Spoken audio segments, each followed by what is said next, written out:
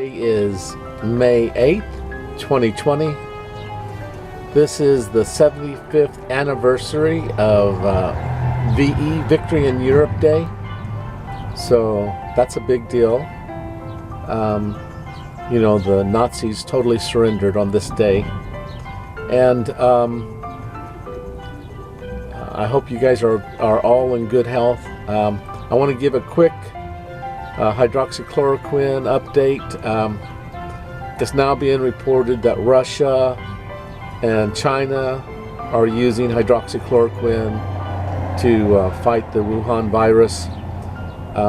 Turkey has reported that they have seen pneumonia deaths greatly decrease with the use of hydroxychloroquine in Turkey. It's also being reported that in 2005, Dr. Fauci approved the use of hydroxychloroquine and quinine for the treatment of SARS-2, which, anyway, getting good reports on hydroxychloroquine. We're still having a huge battle, evidently, with this pandemic. We're getting terrible reports from nurses working in New York saying that the staff are killing the patients with what they're doing. They're mishandling things. I've seen two nurses speak out on YouTube, and they don't let the family go into the hospital anymore, so there's no one who cares. If the nurses don't care, then there's no one who cares, and it sounds like a lot of these people. Anyway, it's a tragedy to hear the reports. I mean, it's sickening. So I hope that gets taken care of. But anyway, it's a Democratic governor, and the Democrats are trying to cause the pandemic here in the United States to go on for months and months to destroy the economy. Obviously, they're wanting to use it to get Donald Trump, President Donald Trump, out of power. They hate him that much. Well, he's cleaning up a lot of things, and a lot of things are breaking on that front. If you're following, Spygate, if you're following all of that, it's now becoming totally clear how evil that whole thing was. But okay, that's enough on that. I wanted to go through my garden. We could talk forever about these other things, and anyway, I don't want to do that. But here we go. So I want to show you what's happening in the greenhouse. The weather is so cold tonight. It'll be down in the 30s. You need to be covering everything in your garden almost. Of course, not the peas or the kale, but the squashes and just anything that's any watermelon, any melon at all. So I may lose a whole bunch. I mean, even tomatoes should be covered, but they're a bit large for me to cover. So I may be replanting a whole bunch of things. In the next few days, we're going to have such cold mornings. So you once the temperature warms up, you can uncover your plant stuff. But in the early morning hours, that's the worst time of the day.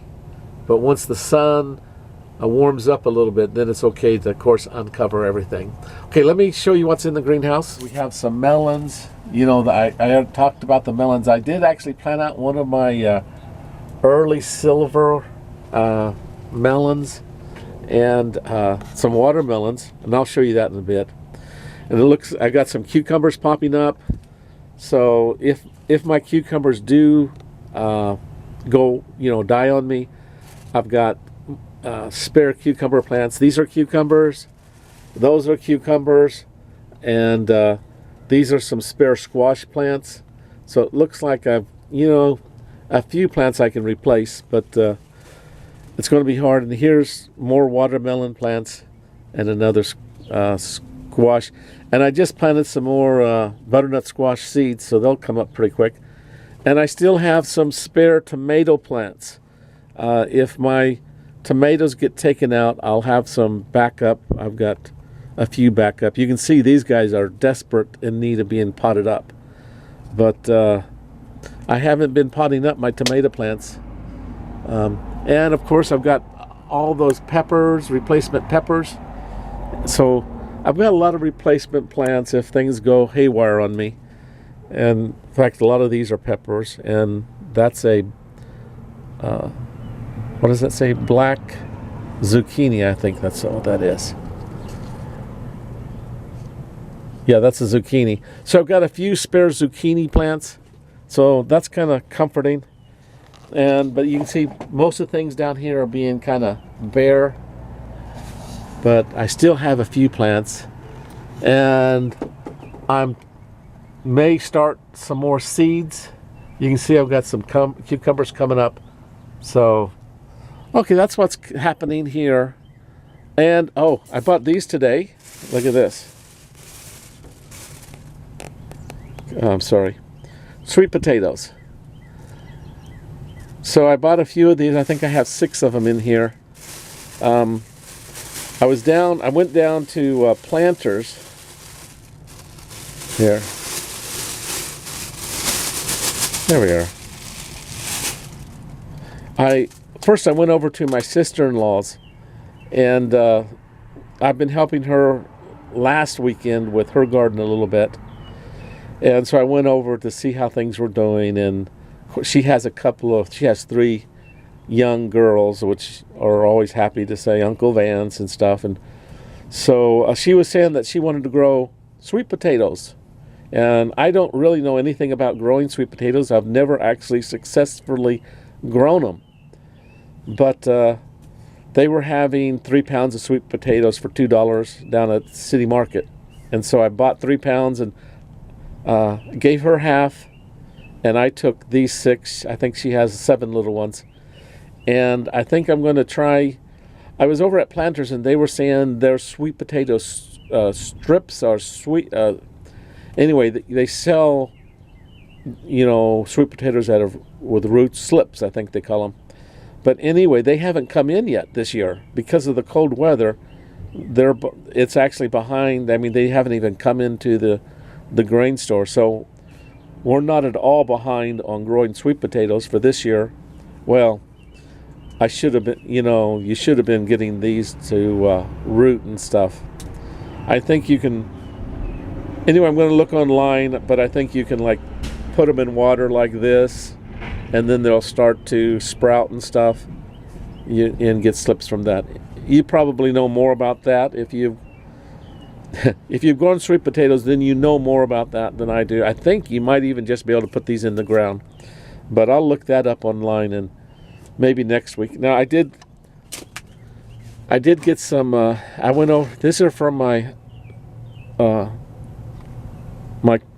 niece-in-law, this lady that I was telling you about helping me, and she gave me some of her grapevine cuttings.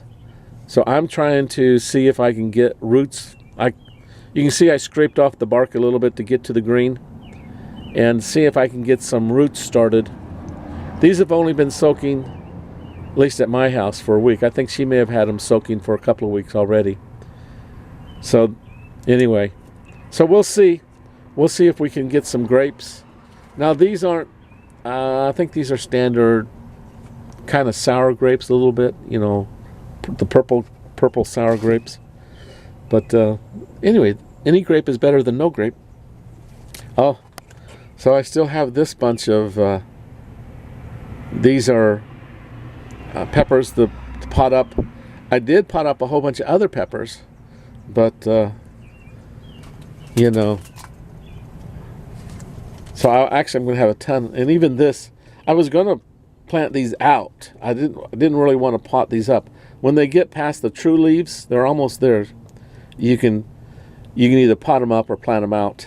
So we'll see how that all goes. Okay, so that's what's happening in the greenhouse. Maybe a little bit longer than, man, spent a lot of time talking on this.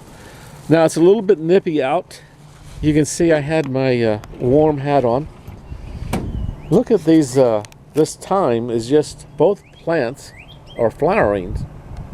So I don't know what to make of that, but that's what's happening. So let's go around. I want to show you the corn. Now look at this.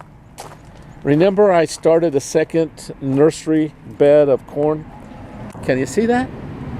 So I've got a number of corn coming up and a number of corn not coming up yet, really. So in a few days, when that becomes substantial, much bigger, I'll dig those up and transplant them. So this is my corn nursery, and look at this.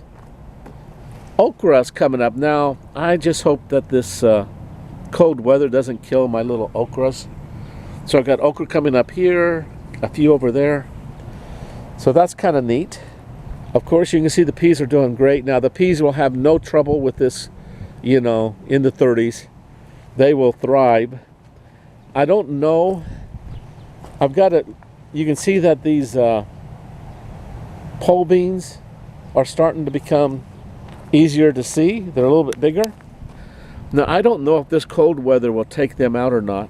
I did plant more seeds wherever it's bare.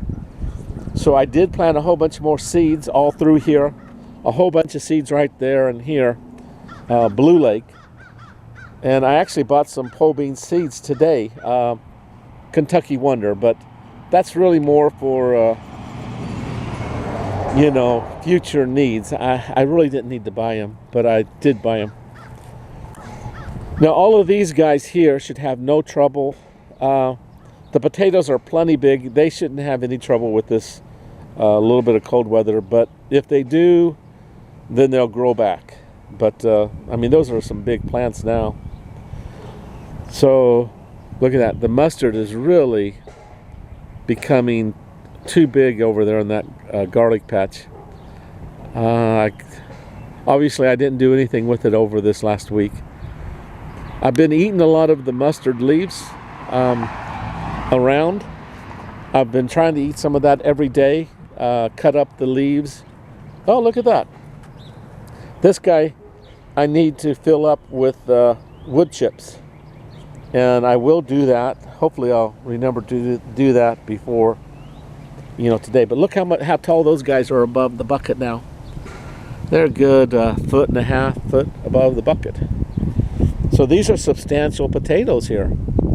And you see how this, all the leaves are going on my mustard plant, but it's still flowering. You see that? So this will be mustard seed here in a little bit. So I've been taking all these leaves and eating them. Hopefully it should be healthy for me. But anyway, that's one of the things I'm doing. I'm adding that into, you know, microwaving them a few minutes. And I need to come out here. You can see how this these garlics are going to seed there. You can cut off the tops, and you see this? I should come out here and cut this and then cook with it and eat it. They're very tasty. These tops are very tasty. So you don't really want to let your garlic go to seed. So I'm a little bit confused. I mean, I didn't know garlic. I'm pretty sure that's garlic. I mean, I didn't know garlic really went to seed. Maybe you guys can talk to me about that. But I did come out and cut off a whole bunch of these, and I think this is all garlic that are going to seed. I mean, there are onions in here too, so maybe it was the onions going to seed over here. But I think this is garlic.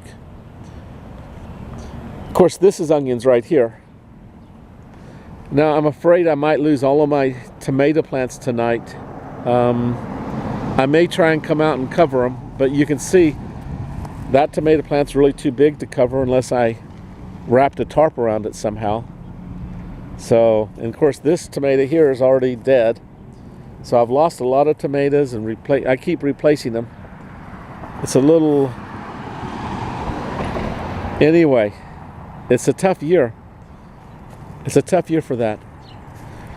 So that's kind of what's happening here.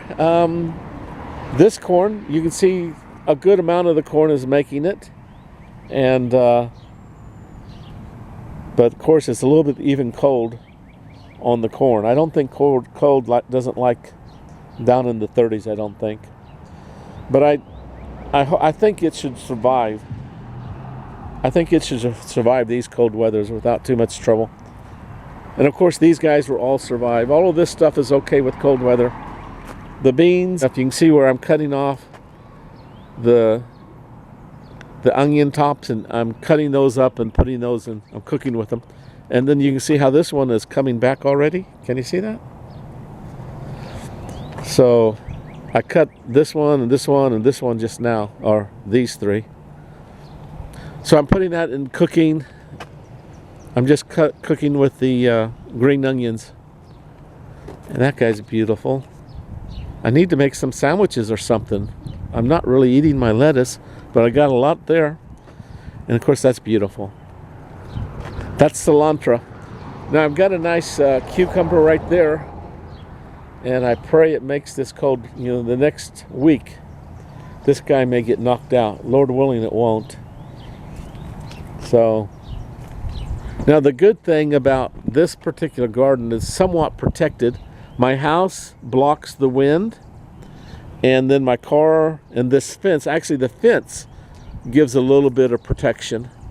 So everything that's kind of blocked by the fence and things, that'll be a little bit more protected than, say, out here by the street. So you can see the borage is coming on. Look at that. Now I just cut one of these mustard plants out here. So you can see I get all these volunteer mustard plants everywhere. They're actually good eating. I just ate one of them. You can see I had somebody on YouTube saying that if you put orange peels around your plants, it'll keep a lot of the bugs away. So I had all these tangerine peels today from, the tangerines are such a good price down at City Market. And the kids liked them, so we were eating a lot of tangerines. But anyway, you can see I'm putting that to the test a little bit. But the cold weather, I'm going to come out and cover these cucumbers. I've got a few pots.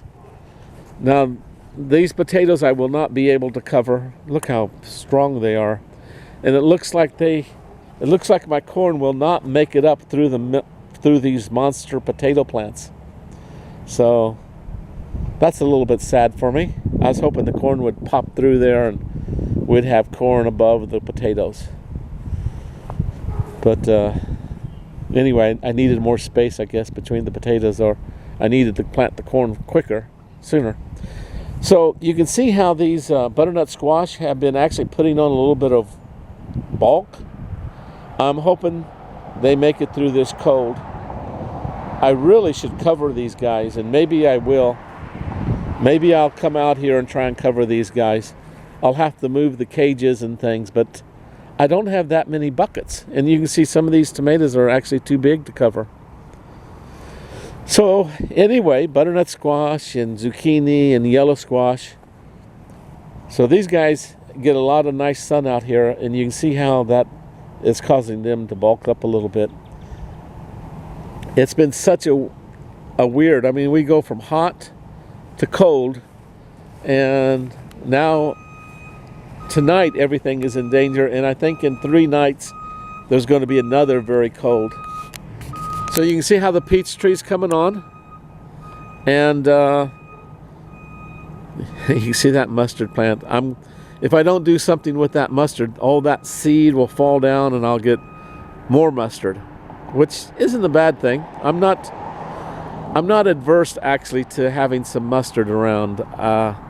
Maybe not in the middle of my garlic over there. I guess I'm going to have to act. I'm going to have to pull them up. I think I'm going to have to pull up that mustard. You can see that the peppers have actually been doing pretty good. And I'm not sure how I'm going to be able to cover these peppers unless I come out with a tarp or something and try and cover, the whole thing. But anyway, so I may be losing these peppers but I don't think so. I think they're going to make it.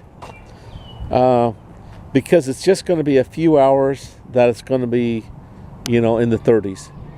But it could do some damage. So you can see the cucumbers are coming on a little bit here at the end. Now this week I cut both the front yard and back. You can see how this mint, this chocolate mint, has been cut back. I have been drying chocolate mint and seeing if I can dry it, and you know, it's nice to have around. I like to put it in my tea, so I'm drying some of it. And I did the same thing with the oregano right here. I cut this way back, and I noticed that when I cut it back earlier in the year, it really made it pop up nicely. So most of this, you can see where I really, well, not a very good haircut, but I did cut it. And I'm drying a whole bunch of oregano right now inside. I saw some videos where you hang it up, and so I got some of it hanging and some of it drying on plates. But I've got a whole bunch of it. So I knew I shouldn't, but I did give in, and I planted watermelon, and now hopefully I won't regret it. But these guys all need to be covered. Now this is one of those early silver melons, but these other ones are watermelon.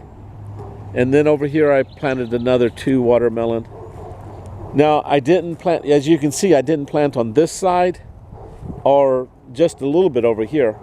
So I did restrain myself a little bit because I had that feeling it might get cold again. Well, I didn't think it was going to get this cold. Watermelon needs to be warm, you know. It needs to have 50. It doesn't want to go below 50, I think, or even 60 at night. So, oh, I forgot to tell you. You see my nasturtium here? I had one of my nasturtium plants ripped apart in my front garden. My nicest plant over there by the butternut squash. I think a squirrel cut it, you know, just chewed it, and then the pieces were all over the place. So I don't know what that was about, but the root was still there. It might come back. Hopefully it does. And here, let's look at this potato. You can see I haven't really done anything in here or here yet. So I still got plenty of things I can do. And you can see I did fill this in a bit, and the potato has popped through again, but not, you know, not super strong. So here we are back in the secret garden area. I've been using some of this grass as mulch, and I still got some there. And you might notice that the leaves are a lot lower. And let's look across. So you can see where I've been mulching. I have that butternut squash and the zucchini, and that's a pumpkin out there. Now all of these need to be covered tonight. I don't want to lose them. But you can see I did come in here and mulch the area. Now you may not be able to see those plants over there, but a lot of those guys are pokeberry, I think that's what they call them. They have a tremendous root. They're perennial. They come back every year. So, and I can just see them coming up. I already took out about 20. I came out here with my mat axe and started digging. See that guy over there? That I'm not sure what it is. It looks kind of like a squash to me. It might. Now these, you see this guy? Pokeberry. Those roots are poisonous. You see that? I went and looked. Look how big this one is. Look how big that root is. That's a. I didn't know what to do with them. I don't want to compost them. This is poisonous. This will kill you.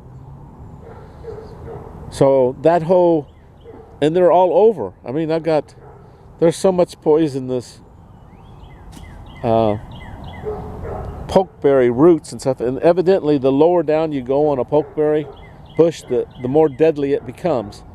So that big root would just kill you. So I don't know what to do with them.